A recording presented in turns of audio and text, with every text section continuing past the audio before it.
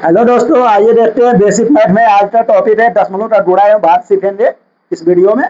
तो सबसे पहले गुणा के बारे में जान लेते हैं।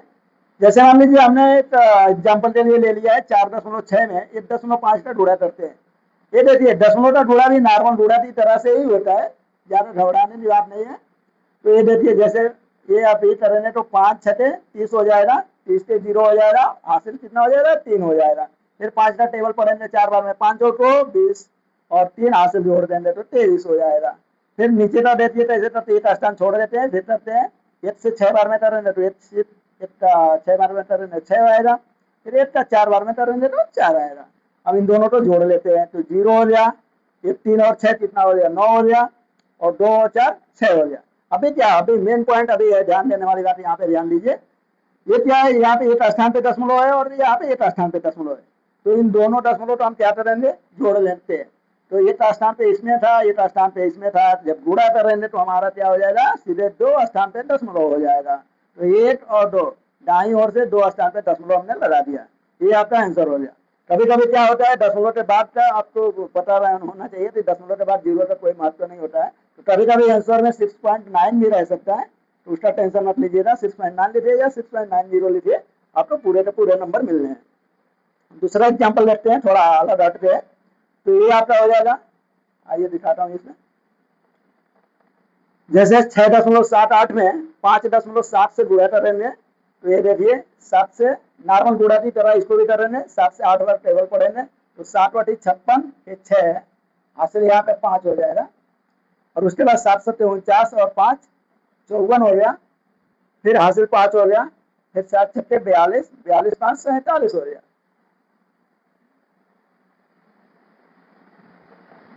अभी क्या करना है, इसको इरेज कर देते हैं, नीचे वाले से गुणा करते हैं दूसरे डिजिट से। ये हो गया 5 से 8 में पढ़ेंगे तो 5/40 के 0 हो गया, हासिल यहाँ पे 4 हो गया, और 5 7 35 4 39 हो गया, फिर यहाँ पे हासिल 3 हो गया, 3 यहाँ पे लिख लेंगे। 5 7 30 और 3 क्या हो जाएगा 33 हो जाएगा। अभी क्या करेंगे, जोड़ेंगे तो 6 का 6 उतार लेंगे, 4 में 0 जोड़ेंगे तो कोई परिवर्तन नहीं होगा, 4 में 0 जोड़ेंगे तो 4 ही होगा, 7 में 9 जोड़ेंगे तो 7 9 16 होता है, 6 हो जाएगा, और ये 4 और 3 जोड़ेंगे तो 7 होगा, और एक हासिल इसमें का बचा था तो 8 हो जाएगा, और 3 जो होता त्यों उतार लिया जाएगा। जो जो आपने फार्मूला यहाँ पे रखा था ठीक वैसे ही यहाँ पे रखना है। यहाँ पे ऊपर दे दिए कितने स्थान पे दशमलव है, दाईं ओर से एक स्थान 2 स्थान, यानी 2 स्थान पे दशमलव हमने रखा है, और नीचे वाली संख्या में एक स्थान पे दशमलव है तो 2 और 1 जोड़ लेंगे, 2 और 1 कितना हो गया 3 हो गया। तो जो भी हमारा आंसर आएगा उसमें हम 3 स्थान पे दशमलव रख देंगे, सीधा सीधी 1 स्थान 2 स्थान 3 स्थान। 3 स्थान पे देखिए यहाँ पे दशमलव है, इसको पढ़ेंगे 38.646। दशमलव के बाद की संख्या को ऐसे 64 नहीं पढ़ते हैं, जैसे ऐसे 38.646 नहीं पढ़ेंगे, क्योंकि 1 बाई 1 करके पढ़ेंगे दशमलव के बाद की संख्या को। इसको पढ़ेंगे 38.646, ये आपका आंसर हो गया। आइए डिवीजन के बारे में देखते हैं, भाग के बारे में। जैसे एग्जाम्पल के लिए मैंने एक भाग ले लिया है, 5.78 में 1.6 का भाग देना है। तो यहाँ पे क्या करेंगे, दो संख्याओं को एक साथ एज्यूम कर लीजिए, मान लीजिए ये 5.7 में 57 है, और यहाँ पे इन दोनों को एक साथ मान लीजिए, यानी 1.6 है तो समझिए 16 है। अब 16 का ऐसे टेबल पढ़िए कि 57 या उससे कम आ जाए, तो 16 दूनी 32, 16 की 48, 16 चौको 64, यानी 4 बार में ज्यादा हो जा रहा है तो हम 3 बार में लेते जाएंगे। 3 बार में क्या हो जाएगा आपका 48 होगा। तो यहाँ पे चूंकि दशमलव है तो हम क्या करेंगे, यहाँ पे 4.8 हो जाएगा। आइए देखते हैं, फिर क्या करेंगे, नॉर्मल भाग की तरह से इसको भी घटा लेंगे, कुछ नहीं करना है ज्यादा। 7 में से 8 नहीं जाएगा, एक हासिल लेंगे, 17 में से 8 दिया 9 हो जाएगा, और यहाँ पे क्या बचा 4 हो गया, 4 से 4 कैंसिल हो गया, दशमलव से दशमलव भी कट जाएगा। उसके बाद क्या करेंगे, दशमलव यही कटता तो यहाँ पे तुरंत दशमलव लगा लेंगे। फिर नेक्स्ट प्रोसेस देखते हैं।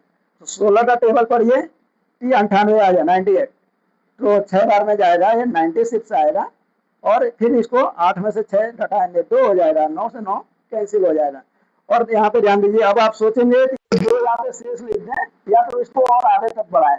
तो कभी कभी बच्चे क्या गलती कर देते हैं, और आगे बढ़ाना रहता है तो 0 लगाते हैं, ठीक है, और फिर यहाँ पे इसके सामने 16 6 95, फिर यहाँ पे भी दशमलव लगा देते हैं। तो ऐसा गलती मत कीजिएगा, क्योंकि आपने ऑलरेडी दशमलव लगा रहता है। यहाँ पे कहाँ पे 3 के बाद 3.6, तो ये दशमलव जब आप लगाते हैं तो 3 बार ऐसे रो में आप आप जीरो उतार सकते हैं एक दशमलव पे। तो आइए देखते हैं ये क्या हो जाएगा, एक बार में जाएगा तो 16 कम 16 हो जाएगा, 20 में से 16 गया तो 4 हो जाएगा। और फिर देखते हैं ये और जीरो उतार लीजिए तो 40 हो गया, 16 का टेबल पढ़ेंगे तो 32, 16 48, 2 बार में जाएगा। फिर 40 में से 32 लिया 8 हो गया, फिर ये 8 हो जाएगा यहाँ पे।